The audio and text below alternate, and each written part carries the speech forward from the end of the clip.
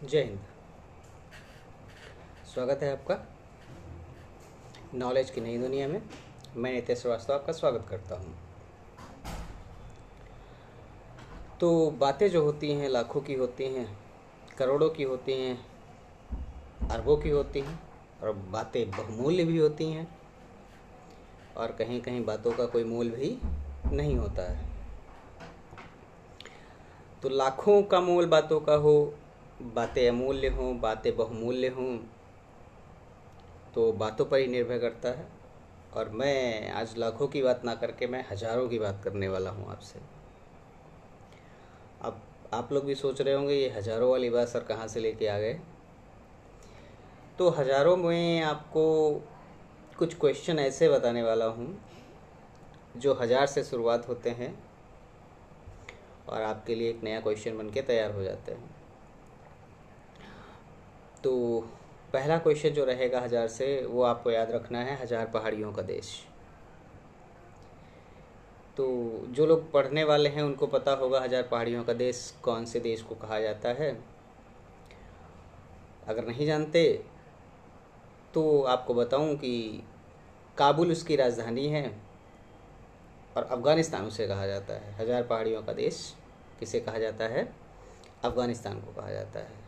साम्राज्यों की कब्रगाह भी अफ़गानिस्तान को कहा जाता है, ध्यान रखिएगा।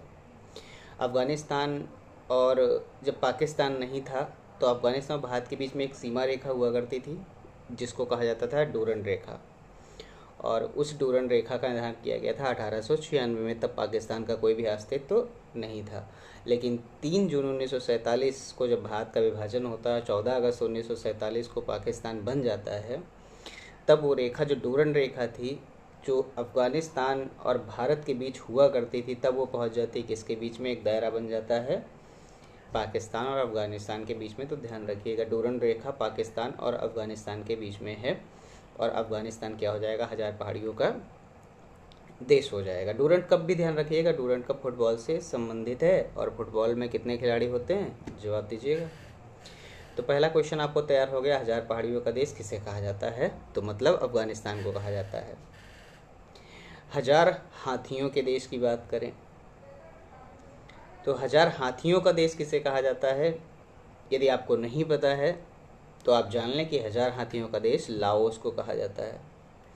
लाओस की राजधानी वियंतियान है, और 1000 हाथियों का देश किसे कहा जाएगा? लाओस को कहा जाएगा। हाथियों से एक क्वेश्चन और लेके जाइए।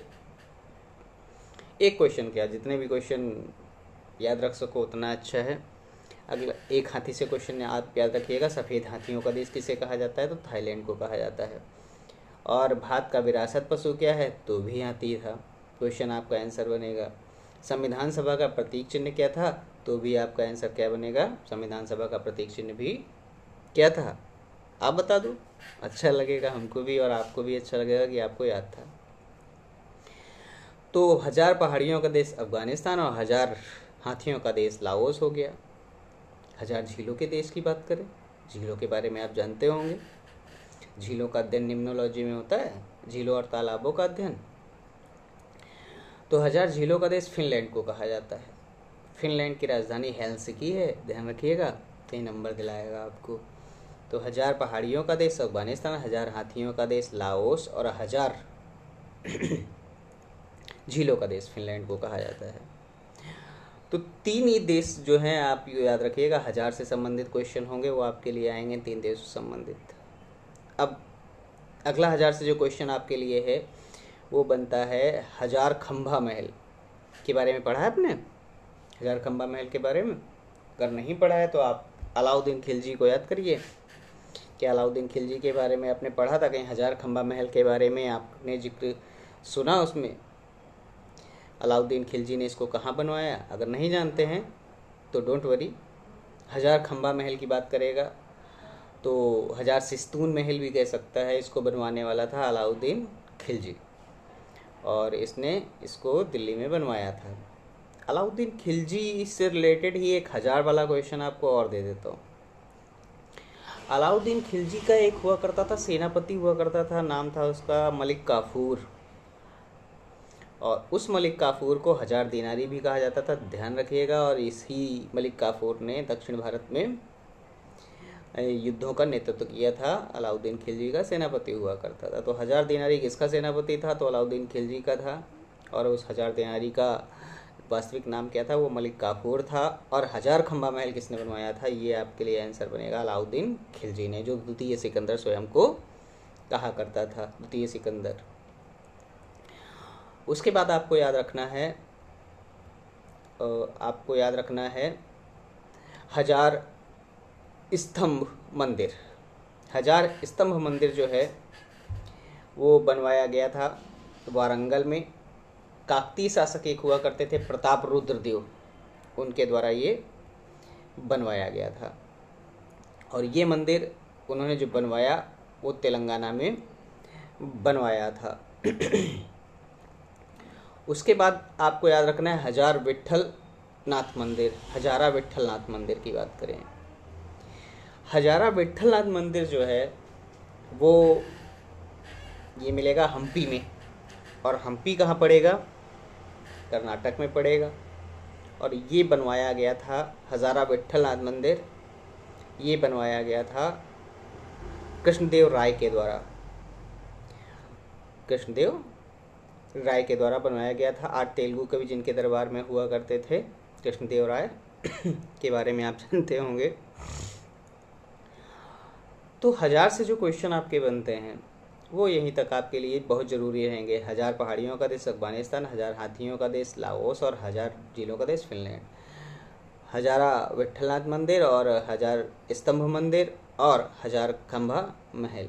ये क्वेश्चन आपके लिए 1000 से कुछ बनते हैं। 1000 से कुछ मिलता जुलता नाम आता है। हजारीबाग का नाम सुना है आपने? हजारीबाग झारखंड में पड़ता है।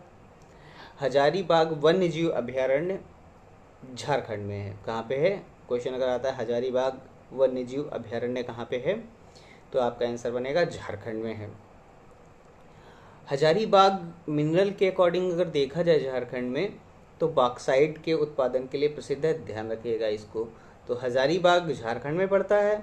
हजारीबाग वन्य जीव अभयारण्य की बात करेगा तो वही झारखंड बनेगा। हजारीबाग कौन से मिनरल के लिए प्रसिद्ध है, या वहाँ से उत्पादन किस चीज़ का होता है, या कौन सी धातु का उत्पादन होता है, या किसका उत्पादन होता है, तो आपका आंसर बनेगा बॉक्साइट का उत्पादन होता है। क्या आप जानते हैं बॉक्साइट किसका एस्क है?